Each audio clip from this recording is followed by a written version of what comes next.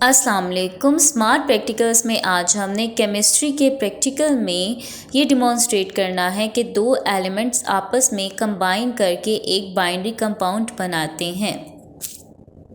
Operators चाहिए, उनमें test tubes, burner, test tube holder, bar magnet, pestle, mortar, balance, physical balance चाहिए। इसके अलावा केमिकल्स में हमें आयरन और सल्फर चाहिए।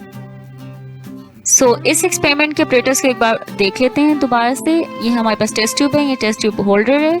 इसके अलावा बार मैग्नेट, ये हमारे पास आयरन फिलिंग्स हैं। ये हमारे पास पेसल एंड मोर्टर है। ये सल्फर है। इसके अलावा हमें सल्फर के अलावा हमें डिस्टिल्ड वाटर चाहिए। सबसे पहले क्या करना है, आयरन को अच्छे तरीके से ग्राइंड करना है पेसल और मोर्टर में, ठीक है। फाइन ग्राइंडिंग करनी है, मतलब फाइन पाउडर बनाना है। और फिर पाउडर बनाने के बाद जो है आपने इसमें सल्फर ऐड कर देना है, ठीक है। सल्फर ऑलरेडी पाउडर फॉर्म में है।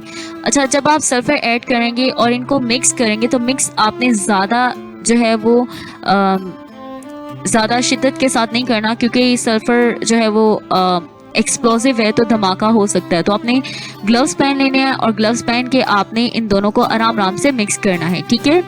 अब ये टेस्ट ट्यूब ली है, टेस्ट ट्यूब में आयरन और सल्फर का मिक्सचर डाला है, ठीक है। और अब इस आयरन और सल्फर के मिक्सचर जो हमने टेस्ट ट्यूब में लिया, इसको हमने टेस्ट ट्यूब होल्डर के जरिए पकड़ना है, ठीक है। और हमने इसे हीट करना है स्पिरिट लैंप की मदद से, ठीक है। और जब आप इसको हीट करेंगे तो आपने हाथ में ग्लव्स पहन लेने हैं। और दूसरा जो है आपने जो टेस्ट ट्यूब है इसकी ओपनिंग अपने मुंह से काफ़ी दूर रखनी है, ठीक है। अपने चेहरे से काफ़ी दूर रखनी है, क्योंकि ये एक्सप्लोसिव है, धमाका जो है वो पॉसिबल है। तो आपने इसको आयरन और सल्फर के मिक्सचर को आपने स्पिरिट लैंप पर हीट करना है। इसकी टेस्ट ट्यूब की जो ओपनिंग है उसको अपने फेस से दूर रखकर, ठीक है।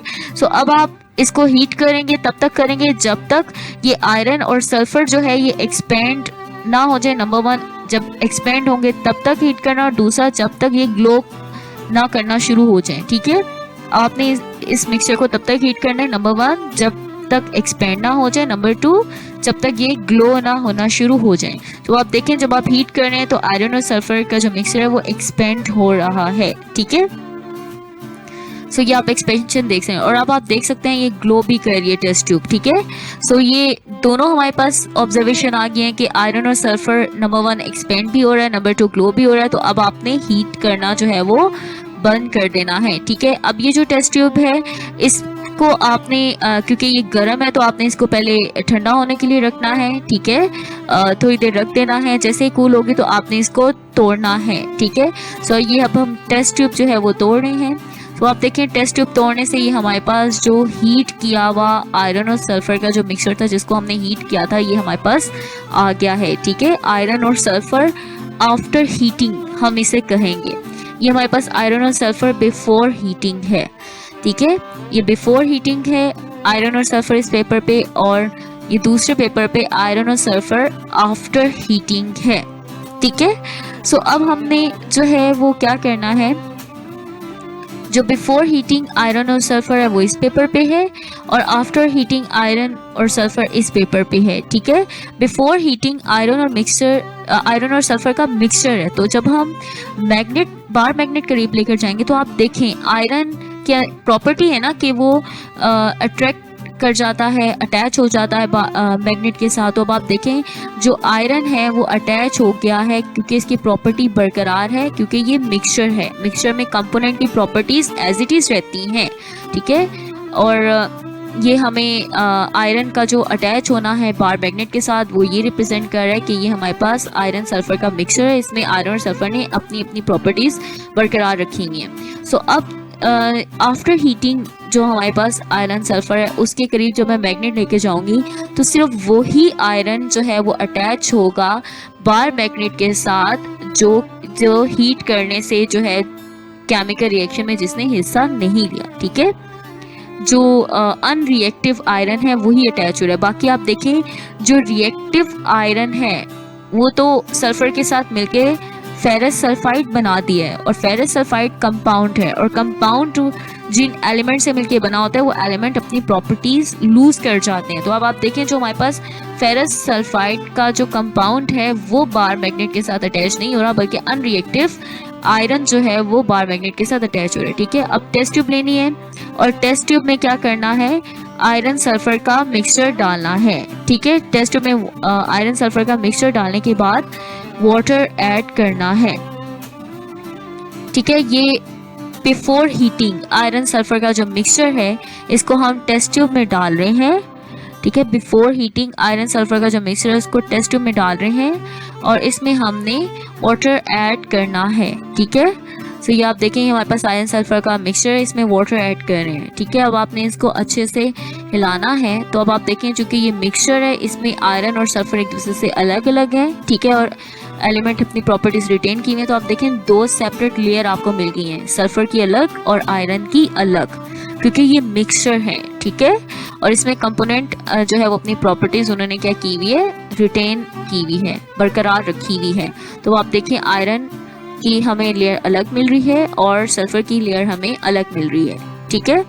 सो अब आफ्टर हीटिंग हम जो आयरन और सल्फर है उसको हम डाल रहे हैं, ठीक है। और अब हम इसमें जब ऐड करेंगे वाटर तो फिर हम जो है वो ऑब्जर्वेशन नोट डाउन करेंगे। सो ये आयरन सल्फर आफ्टर हीटिंग जो है वो टेस्ट ट्यूब में डाला है। अब आप इसमें वाटर ऐड करें तो अब आप देखें ये आपके पास सेपरेट दो लेयर नहीं बन रही, ये एक ही लेयर है जो कि हमारे पास फेरस सल्फाइड कंपाउंड की है, ठीक है। आयरन और सल्फर जब इनके मिक्सचर को हमने हीट किया तो ये आपस में कंबाइन करके बाइनरी कंपाउंड बना दिया फेरस सल्फाइड। सो ये इसकी एक ही लेयर जो है वो बन रही है।